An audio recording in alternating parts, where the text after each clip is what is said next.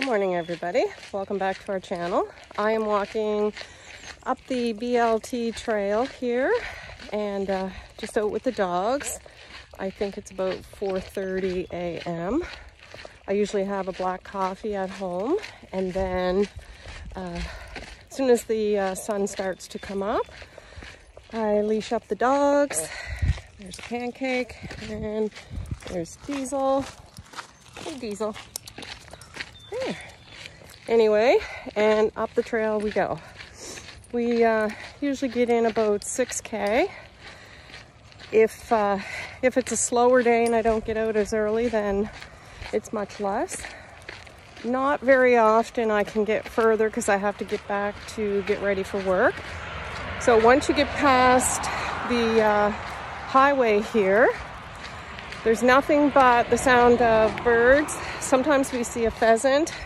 I usually see raccoons up here, squirrels, but lots of bird sounds, so that's nice. Anyway, just thought I would pop on and say good morning. My food plan, and when I say plan, I say that lightly because Ronnie and I, as carnivores, we just simply eat when we are hungry. And that sounds crazy because a couple years ago, that would mean something totally different. We were eating a lot of carbs, and honestly, you would never be able to trust your body because you always felt hungry. Now, we usually start our day with a ribeye steak. One thing I did notice though this week, and I think Ronnie too actually, is that I might have cut the steaks just because we buy the whole rib roast and we cut it, the primal sold at Costco, and we cut it up into steaks. So I find that I almost need two sometimes because it's not very much longer and then I'm hungry, or maybe it's just some days I'm hungrier. I don't know. Actually, I just thought of this. So my knee's been sore. I have an injury, just a twist, and I've been babying that for, it seems like forever. But anyway, last week I started walking. So instead of getting up at 5 o'clock, having coffee, basically relaxing till the kids showed up, I started this walking, and I think that's why I'm hungrier. Yeah. So anyway, we normally eat around 1:30, maybe 2 o'clock. Ronnie gets home from work that time, and it's convenient. It works that time of day for us. So anyway, today I have ribeyes thawed out, and today I think I'm going to cook the extra. So I think there's 4 in the fridge. So what I'll do is take those out. I put them on the counter. Just gonna switch hands, guys. So I'll put them on the counter and let them come to room temperature. I have been backing off of the pepper a little bit. Can't explain why. Salt just seems to be all that we need on them, and we use Redmond's real salt. You can Google, YouTube as to the why. You'd find better explanations than what I can probably tell you off the top of my head. Actually, that sounds like a good video to put on our page. We have a group Facebook page, same name basically as our YouTube. And yeah, I think I'll share a video on there about the Redmond's real salt. But anyway, so I salt both sides. I just set them on a cutting board and let them come to room temperature, usually an hour, even longer. And then what I've been doing is I preheat my barbecue almost as high as it will go, and maybe even 20 minutes, like super high heat. We pop them on, and I'm sort of learning as I go, but every time you open the lid, of course, your temperature goes down, and I want high heat. So I'm trying to get it mastered. Come on, Diesel.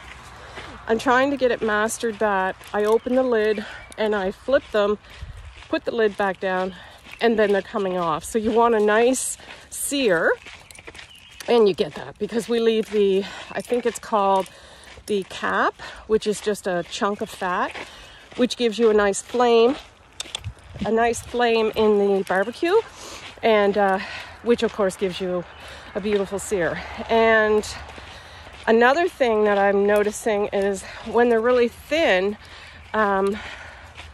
it's a little tricky to get them that they're still not bloody but red. Let's say medium rare is how we actually like them. And then when I take them off, I do my best to let them rest, which soaks up that juice back into them.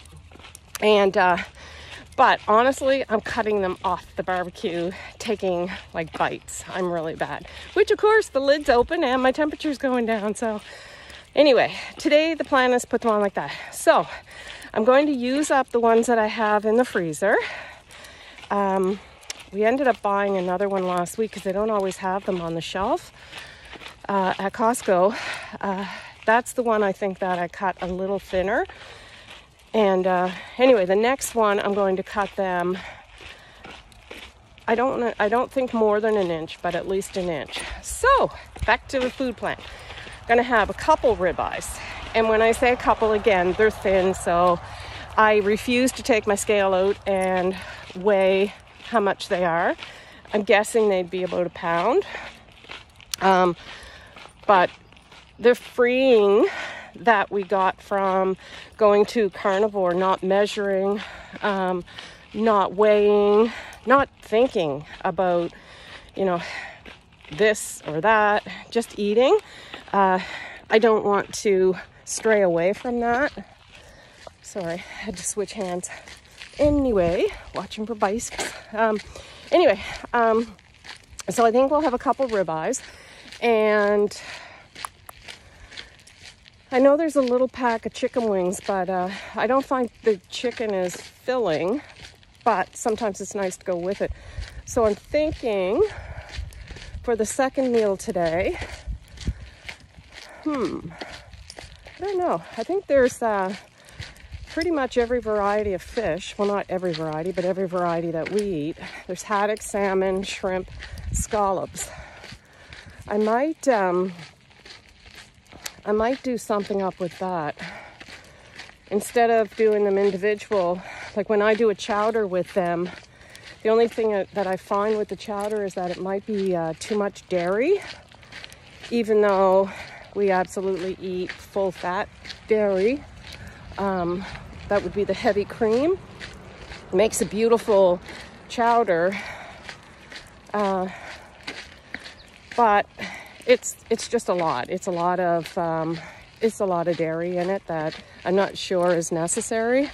So anyway, I'll have a look in the freezer and we'll probably have something for our second meal. We tend to go lighter on the second meal, but it will be interesting to see how hungry we are later after having 2 ribeyes instead of 1 ribeye.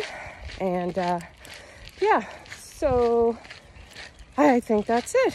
Okay, bye for now, guys. Have a great day. Don't forget to subscribe. Give us a thumbs up button if you like.